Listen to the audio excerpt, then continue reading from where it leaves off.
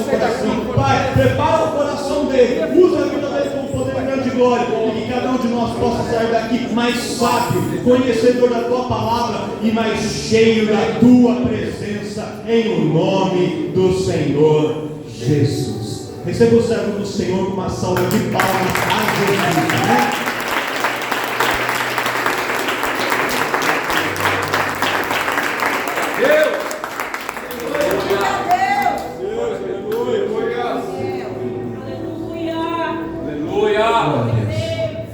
Saúde o povo de Deus na paz de Jesus. Amém. Pode tomar o seu assento, glorificando ao Senhor. Aleluia. Grande é a saudade que eu estava na casa do Pai. Mas Ele preparou a noite desse dia para nós mais uma vez glorificar o santo nome dEle. Ai do Senhor, ai de nós se não fosse a misericórdia de Deus sobre nossas vidas. Abre comigo, por gentileza, o Santo Evangelho segundo escreveu o Dr. Lucas, no seu capítulo 15. Vamos meditar do 11 ao 14. Uma palavra que estava no meu coração nos dias, bastante conhecida da igreja. Muitos conhecem o começo, o meio e o fim, mas nós sabemos que a palavra tem sempre renovado a cada um de nós, porque ela é viva e eficaz. Amém? Diz assim o texto, a parábola do filho pródigo. Ele disse: um certo homem tinha 2 filhos, e o mais moço dele disse ao pai: Pai, me dá-me parte da fazenda que me pertence. E ele repartiu por eles a fazenda. E poucos dias depois, o filho mais novo, ajuntando tudo, partiu para uma terra longe, e ali desperdiçou toda a sua riqueza ou sua fazenda, vivendo de qualquer maneira.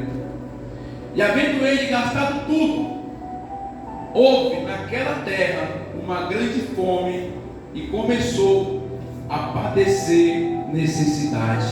Ele começou o que, igreja? Padecer necessidade. Como eu disse, é uma palavra bastante conhecida da igreja. Mesmo quem não prega sabe o começo, o meio e o fim desse texto. Mas o Senhor chamou na minha atenção que esse jovem ele tem muitas coisas para nos ensinar, inclusive o seu irmão que ficou dentro de casa. Sabemos nós que ele, por sua própria vontade, pelo seu eu, pelo seu desejo, ele chegou a seu pai e falou: Pai, me dá o que é meu por direito, porque eu quero viver a minha vida conforme a minha vontade.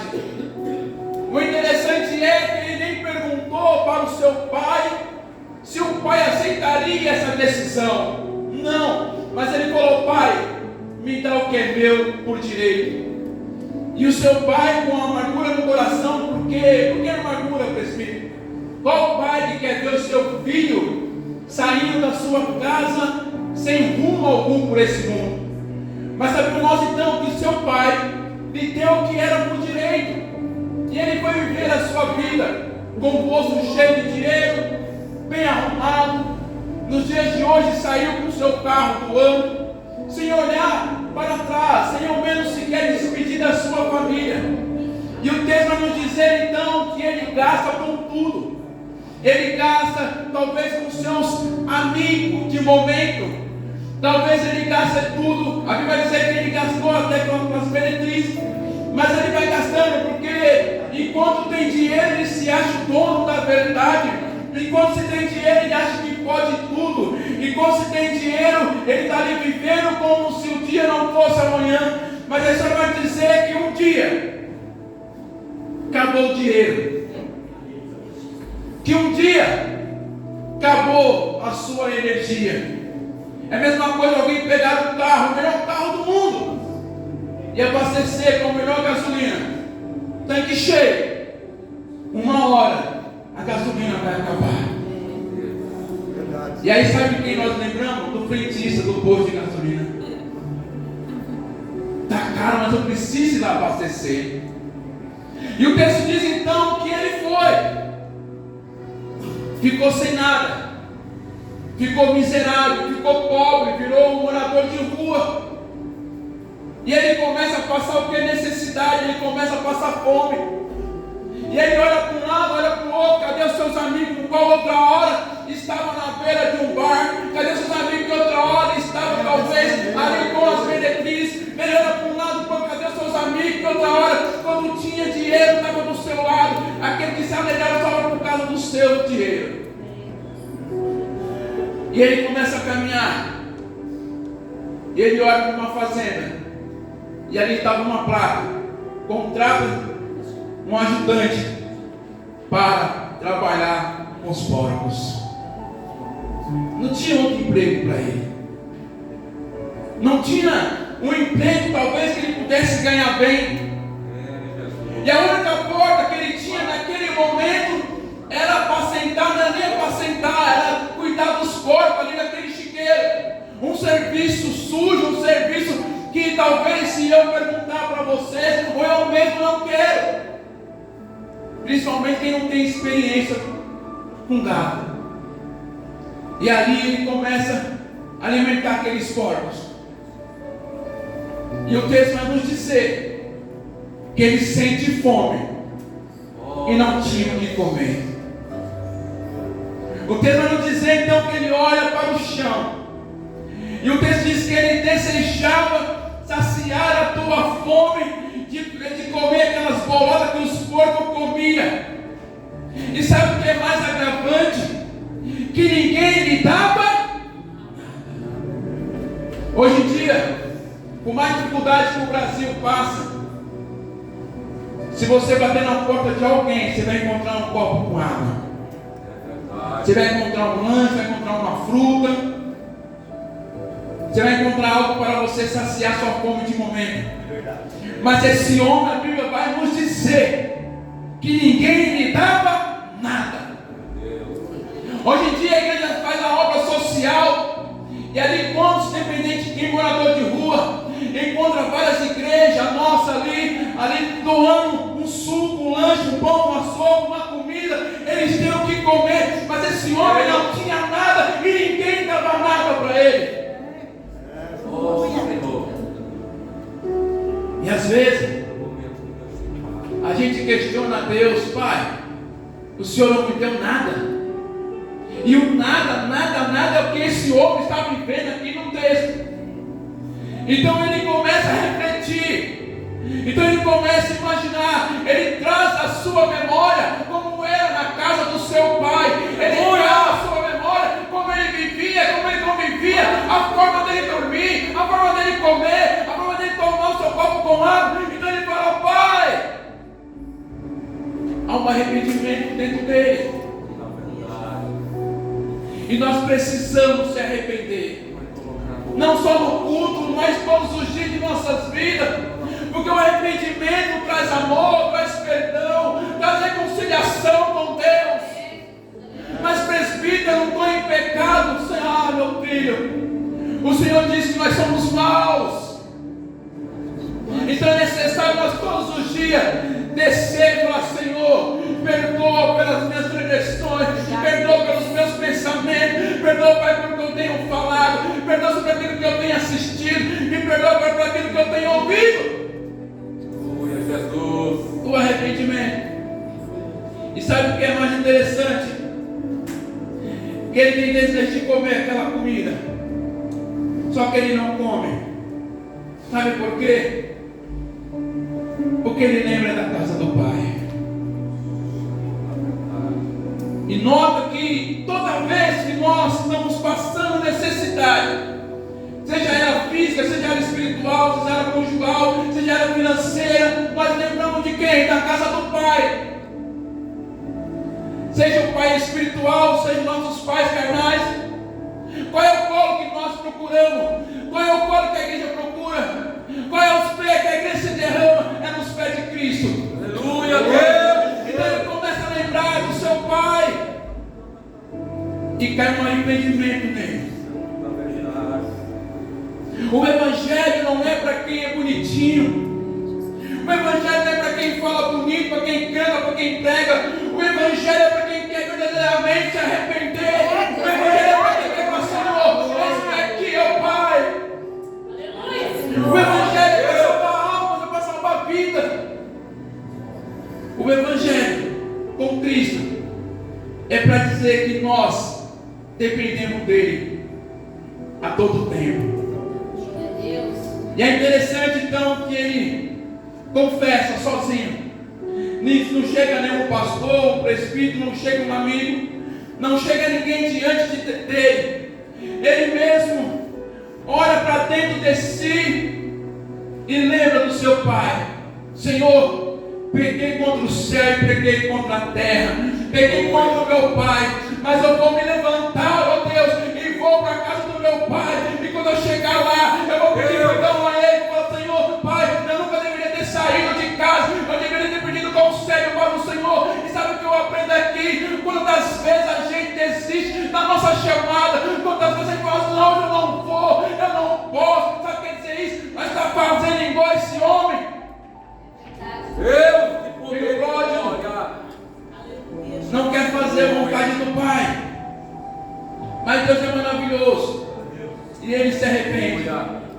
Olha o que Provérbios diz no seu capítulo 28, no verso 13: o que encobre as suas transgressões nunca prosperará, mas o que confessa, deixa o pecado, alcançará a misericórdia de Deus. Não só a misericórdia, mas o perdão, o amor, a restauração. Ou seja, aquele que confessa ao Senhor, ele alcança a graça de Deus. Mas aí você pode ser presbítero: eu já estou agraciado. Ei, Ana também era agraciada, mas ela ia no templo, ela adorava ao Senhor e ela alcançou o amor, a misericórdia. Ah, meu Deus, que meu pai, ela alcançou a bênção de Deus sobre a vida dela. Talvez você não precise, mas alguém da sua família precisa. Então busque por ele, busca por ela, e você vai ver as maravilhas de Deus sobre a sua vida. Louvado seja Deus. Glória a Deus. E ele continua, e ele vai caminhando. Vemos aqui o grande amor de Deus para com o seu filho. Sabe o que é interessante? Que quando ele está andando, indo para a casa do pai, ele não tinha o GPS, ele não tinha o mapa na mão, mas ele lembrou da casa do pai. Glória a Deus. Todo filho que sai da casa do pai, ele sabe o caminho de volta. Jesus. Às vezes você encontra alguém e fala assim: irmão, você não vai mais para o culto, não vai mais para a igreja. Ela sabe o caminho. Ela conhece o pai que ela tem. Nós conhecemos o pai que nós temos. Às vezes nós não queremos ir, aí arruma uma ou duas desculpas: não, eu não sei onde é mais, mudou o endereço. Não, o endereço do pai sempre é o mesmo. Sempre é o mesmo. Não é o endereço físico, mas o endereço do alto do Espírito Santo sobre a minha e sobre a sua vida. Talvez ele está indo de cabeça baixa, triste, barbudo, sujo, cheirando mal. Ele vai chegando, e o texto diz: e o seu pai olha de longe. E quando o seu pai observa que é seu filho, mesmo com uma fisionomia diferente de quando saiu de casa, o texto diz então que o pai vai ao encontro do seu filho, o abraça e o beija, e se alegra com ele. Quando eu li esse texto, sabe o que eu pensava aqui? Deus falava no meu coração para dizer para a igreja: entra comigo lá na mensagem, fecha os seus olhos, por gentileza. Somente os obreiros com os olhos abertos, e aliás, intercessores. Feche os teus olhos. Feche os teus olhos. Você lembra de quando você chegou na igreja? Você lembra de quando você chegou na casa do Pai, toda destruída? Você lembra como foi o primeiro amor, como foi o primeiro encontro? Você chegava dessa maneira, eu cheguei dessa maneira, cabisbaixo, triste. Mas o Pai me olhou, me abraçou, o Pai te olhou, te abraçou. Ele falou que nós seríamos.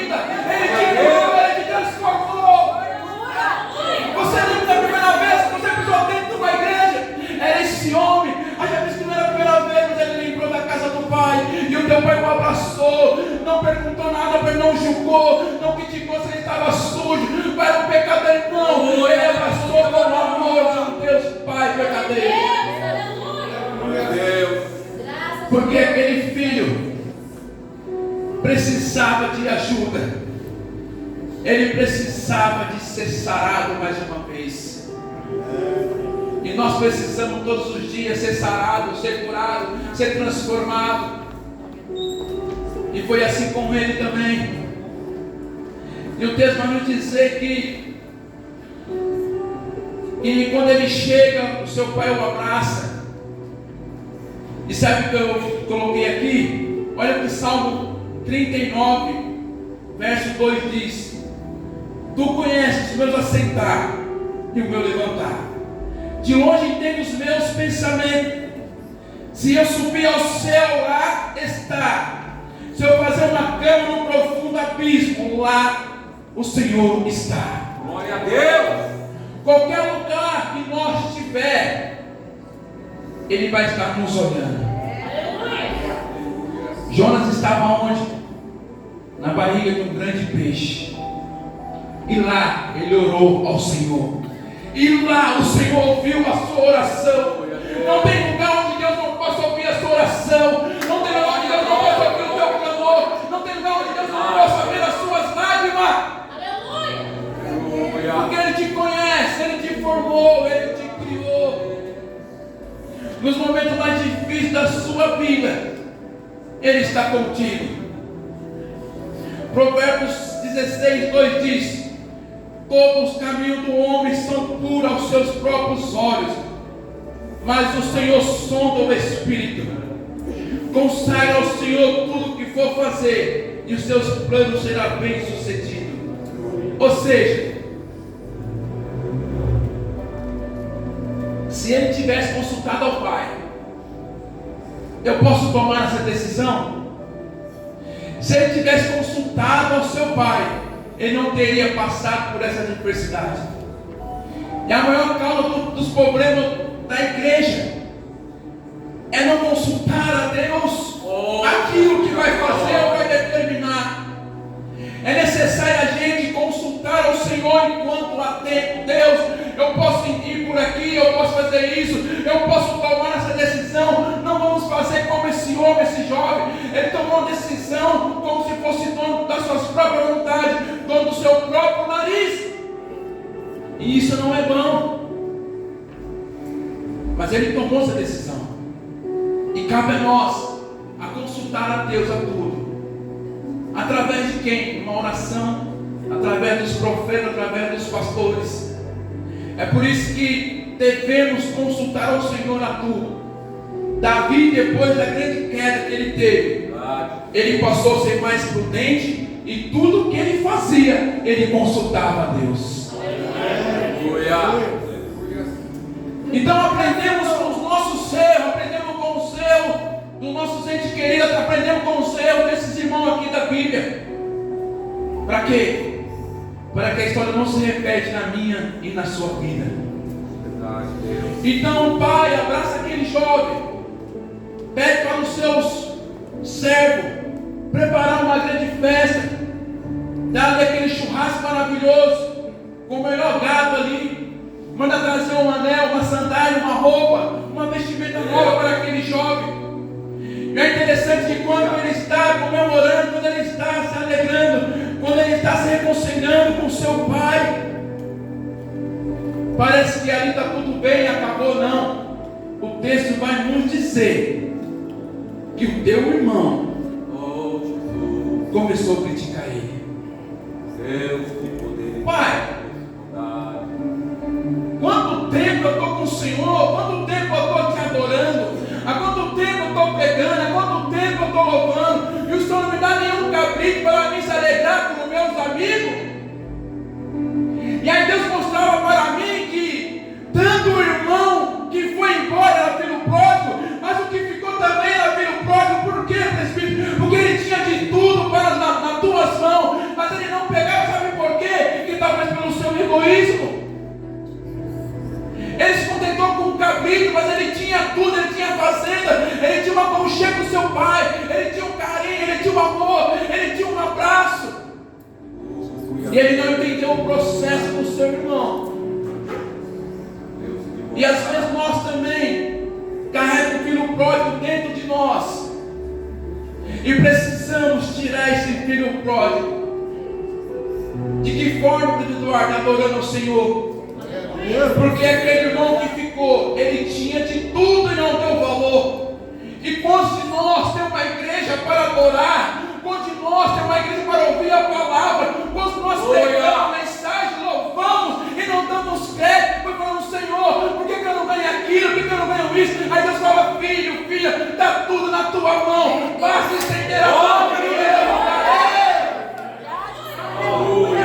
Não, mas eu quero olhar para o meu irmão que acabou de voltar destruído. E aí eu não consigo comemorar com ele. Eu não consigo me alegrar, mas sabe por quê? Porque o velho homem precisa descer de novo. Um irmão de sangue, intransigente com seu próprio irmão. E sabe o que o pai dele fala? Filho, tudo que é meu é seu. Deus está falando assim. Não é só do pastor Inácio, do pastor Rafael, do Diácono Júnior, do presbítero Eduardo. Deus está falando assim: tudo que eu tenho para eles é para vocês também. Mas tem que estender a mão, tem que chegar e falar: Pai, eis-me aqui, Senhor. Eu vim te adorar, eu vim te glorificar. Aí depois você está passando por dificuldade, aí depois você está passando por um momento difícil, mas eu vim te adorar. Que Deus se agrada é uma adoração pura e genuína, e precisamos adorar Ele. E o texto vai nos dizer que esse jovem, ele encontra também uma barreira dentro da sua própria casa. Quantos aqui não vêm adorar, glorificar, mas quando chega em casa encontra uma dificuldade? Encontra uma razão para não voltar para adorar a Deus. Encontra um motivo, uma circunstância para deixar de cultuar o Senhor. Mas o que eu estou querendo dizer para a igreja nessa noite: aquele filho pródigo que foi embora e não tinha ninguém até o momento. Mas você que está aqui dentro da igreja pode glorificar, pode exaltar, pode se alegrar com o Senhor. Você pode ter força. Por quê? Porque o meu Deus está te entregando nessa noite aquilo que você veio buscar. Mas para isso Ele quer adoração. Ei, o meu Deus não tem capricho só não. Ele tem vida e vida com abundância. Ele quer dar uma grande festa, mas é preciso se alegrar. Ei, a palavra do Senhor diz que quando uma alma se arrepende, há uma grande festa no céu. E se há uma grande festa no céu, todos convidados ali começam a se alegrar, começam a adorar. Em outras palavras, quando uma alma se arrepende aqui, é necessário a igreja se alegrar. É necessário a igreja falar: Senhor, obrigado Deus por mais uma alma. É necessário. E Deus falou assim: você está vendo, filho, que há um pródigo dentro de casa? O pastor Inácio, ele tinha tudo, trazendo para os dias de hoje. Quantos filhos fala para os teus pais: ó pai, estou cegado do Senhor, porque é a linguagem de hoje, sim ou não? Ó mãe, estou sossegada da senhora para ver minha vida. Ó pai, para mim deu. Meu Deus! Fui. E o pai não pode fazer nada, porque já é de maior. Às vezes nem é, mas já se acha dono do seu próprio nariz. Não faça isso. Consulta a Deus, consulta o seu pai, consulta os seus pastores para a melhor decisão para a sua vida. Valorize aquele que Deus te colocou, a sua família, seus filhos, seu pastor, o seu ministério, o seu dom. Valorize. Porque esse filho que saiu, ele tinha tudo. O texto diz que ele se lembrou da sua casa. O texto vai dizer que ele se lembrava como ele vivia, como ele convivia. o pai dele ser dono de posse, ser dono de fazenda, ele poderia levantar o horário que ele bem quisesse, não tinha custo nenhum para ele, mas ele preferiu sair. A nossa obrigação como igreja, qual foi o preço que nós pagamos? Olha o preço que nosso Senhor pagou. Aleluia, Deus. Pagou um preço muito alto para que nós estivéssemos aqui hoje. Falar: Senhor, obrigado por essa oportunidade de poder te adorar e te glorificar.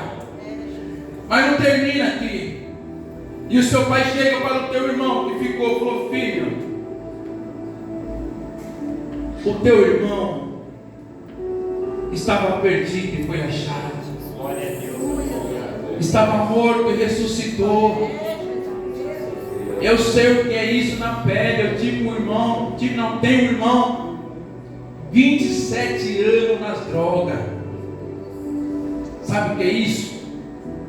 Dor, sofrimento, angústia, choro, lágrima para minha mãe. Tinha dia que minha mãe saía de manhã para ver se achava ele. Tinha dia que minha mãe não dormia para ver se achava ele. Saía, ficava 2, 3, 4 dias, e alguém falava assim: já morreu, Dona Maria. Já foi. E ela confiando, orando, que um dia o meu filho vai voltar para casa. Aleluia! E a oração dela, Deus ouviu, ele voltou para casa. E ele aprendeu da pior maneira a aceitar Jesus. Ele aprendeu da pior maneira a reconciliar com Cristo. Foi na prisão, mas todavia Deus guardou ele lá. E ele não quiser. Você que está livre, adora ao Senhor. Não espere chegar o tempo de tristeza. Não espere chegar o tempo de você poder falar: pai, eu não tenho força. Adore enquanto há tempo. Aleluia. Não diga que é fraco, porque Deus está contigo. Não diga que não pode, porque Deus falou que você pode.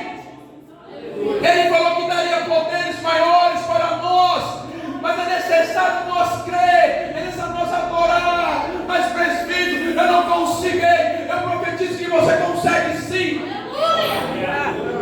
Eu não vou, você pode, você vai, porque Ele te escolheu para ser um canal de bênção. Ele te escolheu, eu não sei qual foi a sua caminhada, qual foi o seu dia. Eu não sei quantas vezes você fez como esse filho pródigo, saiu e voltou. Eu não sei se você permaneceu também dentro da igreja como esse irmão que não aceitava o teu irmão, se reconciliou